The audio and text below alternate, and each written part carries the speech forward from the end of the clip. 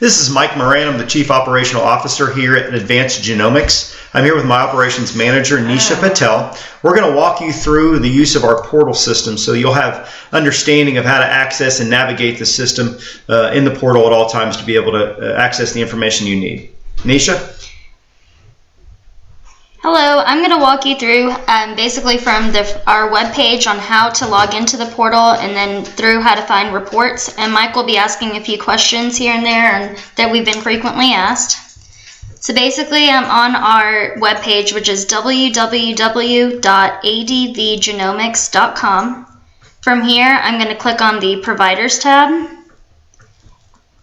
and then scroll down to where there's Provider Portal Access. You'll be receiving a welcome letter which includes the link to our homepage and your portal username. In a second email, you'll receive your temporary password. Once you log in, you should immediately go to the top right corner of the screen and click on Change Your Password. So let's just log in. And if I misplace my username or password, Nisha? You may always contact our office, and if you lose your password, there is a Forgot Your Password button that will pop up and email you, which will prompt you to create a permanent password again.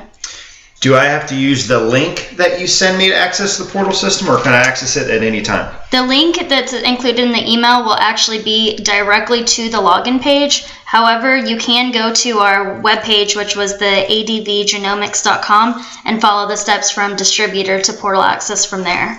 Great. If you can walk me through a few of these tabs, please. Sounds great. So in the top right corner here is where you're going to change your password. You definitely want to do this for security purposes. And then to review your reports, you'll come down to where it says Current View. Right now we're looking at the accession view. You always want to click on the binoculars to make sure you're capturing everything. Accession view is basically going to list the patients, which is an accumulation of all the samples that have been accessioned under your account.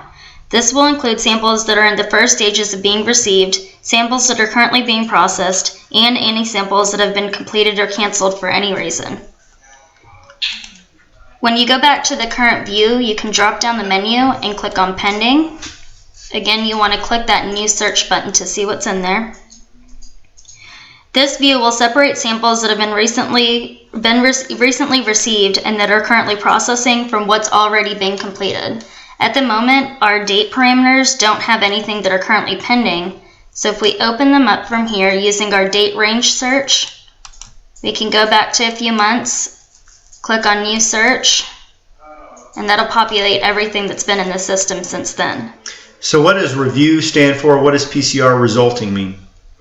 The review stands for the test has actually been in review at the moment, so our lab director is just looking over all the data, making sure everything looks complete, and it's going to be ready to be reviewed. And PCR resulting is the sample is still in the process of being resulted before it's in the review phase. So what other options under steps would we possibly see there? There could also be a DNA extraction, which is going to be the first stage of receiving the result and accessioning it into the system. And then that's going to move to the PCR resulting. PCR resulting will move to review.